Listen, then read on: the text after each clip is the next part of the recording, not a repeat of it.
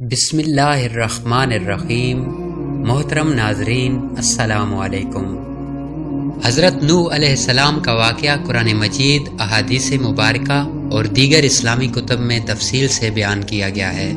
یہ واقعہ انسانیت کے لیے ایک عظیم سبق اور اللہ تعالیٰ کی وحدانیت، قدرت اور عدل و انصاف کا مظہر ہے۔ حضرت نوح علیہ السلام اللہ تعالیٰ کے عظیم انبیاء میں سے ایک ہیں اور آپ کو اولو العزم انبیاء میں شمار کیا جاتا ہے۔ آپ حضرت آدم علیہ السلام کے بعد انسانیت کے دوسرے بڑے نبی تھے۔ آپ کو اللہ تعالیٰ نے ایک ایسے وقت میں مبعوث فرمایا جب دنیا میں گمراہی، شرک اور بت پرستی عام تھی۔ آپ کی قوم اللہ کی عبادت کو چھوڑ کر مختلف بتوں کی پرستش کرتی تھی۔ حضرت نوح علیہ السلام کی قوم بت پرستی میں مبتلا تھی اور مختلف بتوں جیسے ود، سوا، یغوث، یعوق اور نصر کی عبادت کرتی تھی۔ یہ بت ان نیک لوگوں کی یادگار کے طور پر بنائے گئے تھے، لیکن وقت کے ساتھ ساتھ ان کی عبادت شروع کر دی گئی۔ اللہ تعالیٰ نے حضرت نوح علیہ السلام کو اپنی قوم کی اصلاح کے لیے نبی بنا کر بھیجا۔ قرآن مجید میں آپ کی قوم کو اللہ کی طرف بلانے کا ذکر کیا گیا ہے۔ لَقَدْ أَرْسَلْنَا نُوحًا إِلَىٰ قَوْمِهِ فَقَالَ يَا قَوْمِ اعْبُدُوا اللَّهَ مَا لَكُم مِّنْ إِلَٰهٍ غَيْرُهُ۔ یقیناً ہم نے نوح کو ان کی قوم کی طرف بھیجا اور انہوں نے کہا، اے میری قوم، اللہ کی عبادت کرو، اس کے سوا تمہارا کوئی معبود نہیں۔ حضرت نوح علیہ السلام نے اپنی قوم کو تقریباً 950 سال تک اللہ کی طرف بلایا۔ آپ نے مختلف انداز سے اپنی قوم کو نصیحت کی۔ آپ نے کھلے عام اپنی قوم کو اللہ کی عبادت کی دعوت دی۔ آپ نے انفرادی طور پر لوگوں سے ملاقات کر کے انہیں سمجھایا۔ آپ دن رات اپنی قوم کے ساتھ محنت کرتے رہے۔ آپ کی دعوت کا ذکر قرآن میں ان الفاظ میں آیا ہے، قال رب انی دعوت قومی لیلا ونہارا۔ نوح نے کہا، اے میرے رب، میں نے اپنی قوم کو رات دن دعوت دی۔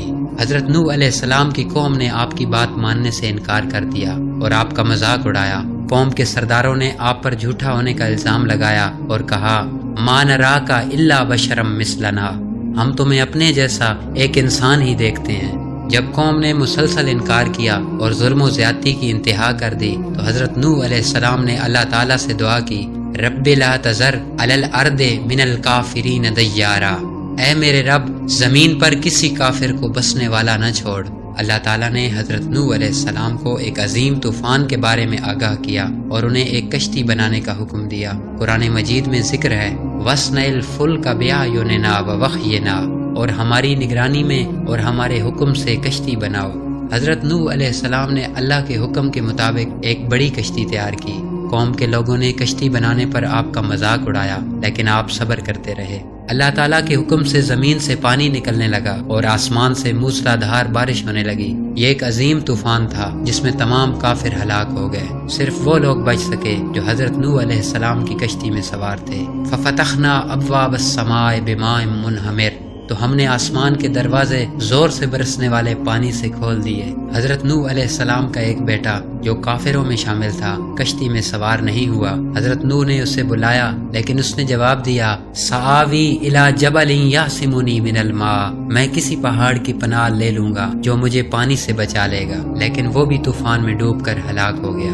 جب طوفان ختم ہوا تو کشتی کوہ جودی پر ٹھہر گئی۔ اللہ تعالیٰ نے فرمایا، وَقِيلَ يَا أَرْضُ ابْلَعِي مَاءَكِ وَيَا سَمَاءُ أَقْلِعِي، اور کہا گیا، اے زمین اپنا پانی نگل لے اور اے آسمان تھم جا۔